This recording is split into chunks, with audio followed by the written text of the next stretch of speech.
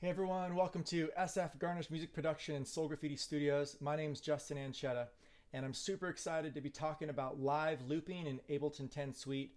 It has came so far since the 3.1 or 3.6 in 2005 that I started with. And I use the Voice Live 2, TC Helicon Voice Live, actually it's Voice Live 3 for my live looping.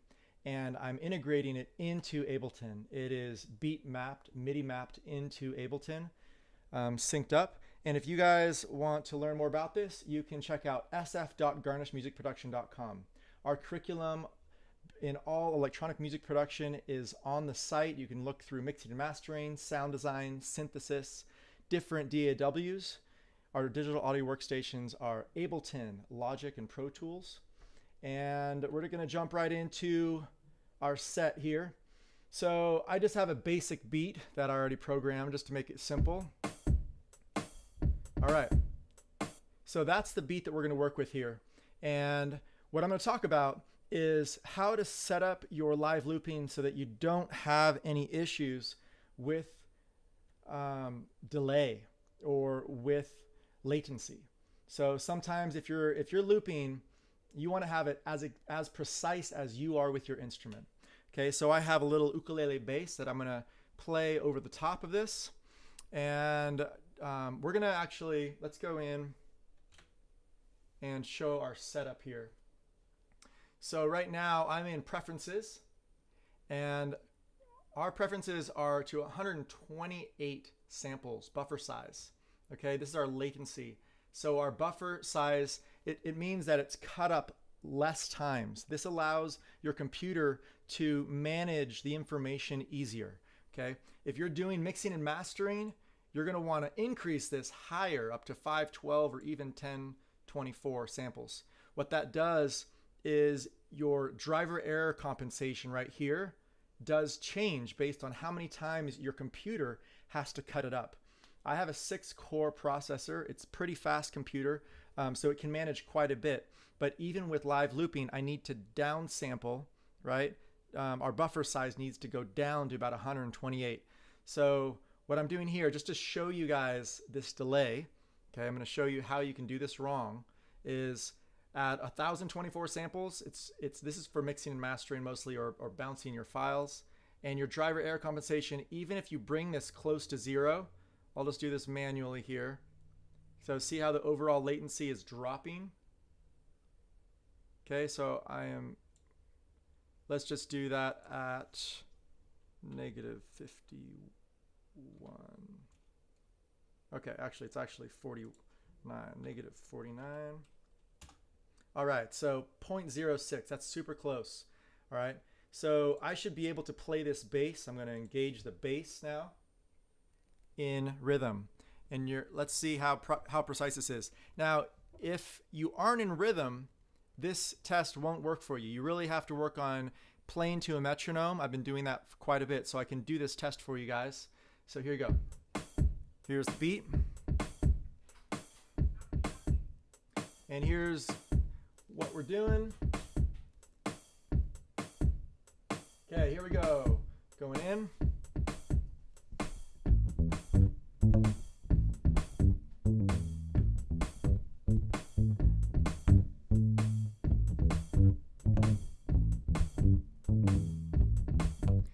Now notice how the beat and the bass is behind it, okay? I'm gonna show you here a quick fix if you do hear this.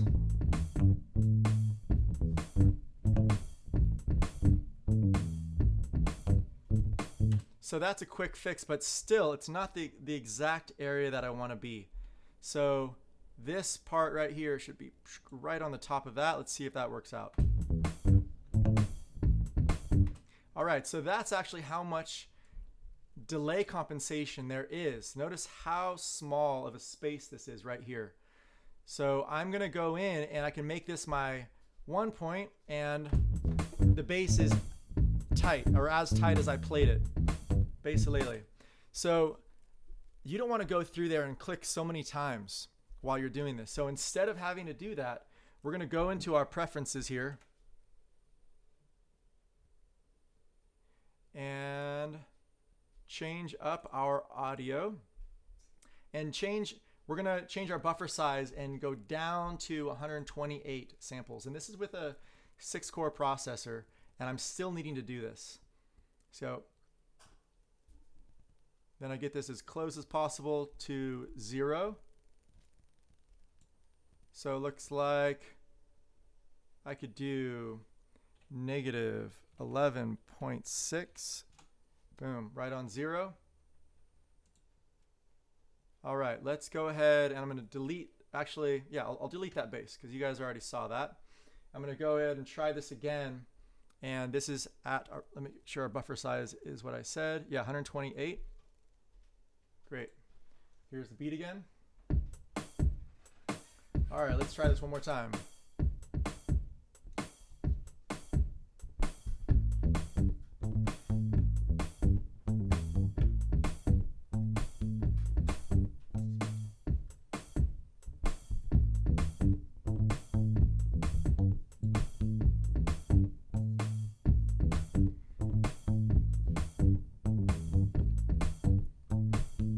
Without changing anything, it's already in time. So that's the difference right there of being able to do something right away, do a loop. I'm going to go ahead and do that one more time without that extra space so you guys can really see that. So 128 sample rate, buffer size, 128 buffer size. And then make sure that your driver compensation is also set to 0. So here's the beat one more time.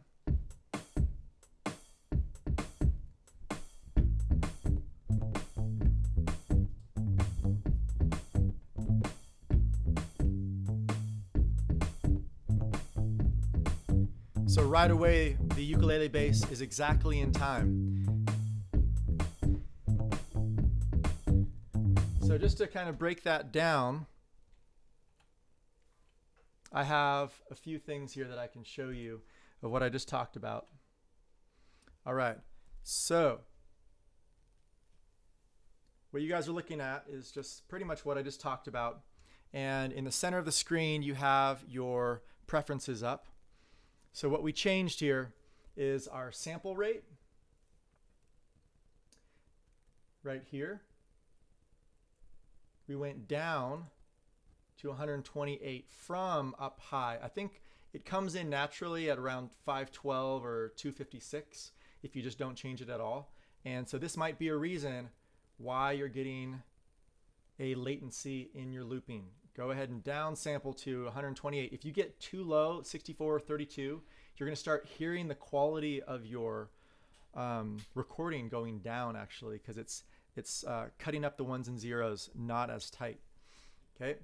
So now your driver error compensation, right, is set to 0, right? So you can change this driver error compensation and your overall latency should be set to 0. All right. And then the last thing is the track delay. That's something that I haven't gone through quite yet. And let's go ahead and try this out. So our track delay in the bottom of our screen here. Let's get through to the right one there. So you guys can see my mouse. Oops, moving the wrong thing. All right, we'll move that there so you guys can see my mouse. So right here, you can turn on this function D for delay and see how it pops up below. Now if you are still having delay even at 128 sample rate, you can actually change this right here to bring this up or down and customize even more compensation for your computer. If your computer is a 2-core or it's just not fast enough for how much processing you're doing, how many tracks you have, you might need to do your track delay. My experience of track delay is it gets confusing if you start having one track delay set one way and then another one set a different way. When you're bouncing between session and arrangement view, it can get confusing and things sometimes don't align. So this is kind of like if 1 and 2 doesn't work with our little write-up here, then you can use your track delay as another option. The other thing that I want to talk about is if you're still having issues even after doing the track delay and 1 and 2 here, you can also consider a faster computer, increasing your RAM and your processor speed. So what I did to do these live streams and to do music is I changed my RAM from 8 to 32, and I also changed my core processor from a Duo up to a 6 core. I had to get actually a new computer for that part of it. So if you still have questions around doing live looping, please contact us at SF Garnish Music Production. Leave your comments. Please like and subscribe to our page. We're happy to help you guys out. We have online and in-person workshops year-round in very small boutique sizes. Our max was 10. Now it's down to 4 or 5 based on the requirements of California and COVID-19 that's going on these days. I believe we're going to start meeting again in July in our North Oakland boutique audio video studio, Soul Graffiti Studios. If you guys want to join our classes this summer or this fall, please contact us at sf@garnishmusicproduction.com. And we look forward to seeing you really soon. We also have in-person tutoring, online and in-person tutoring. So if the small group workshops aren't working out for you guys, that is another option for you guys. Take care.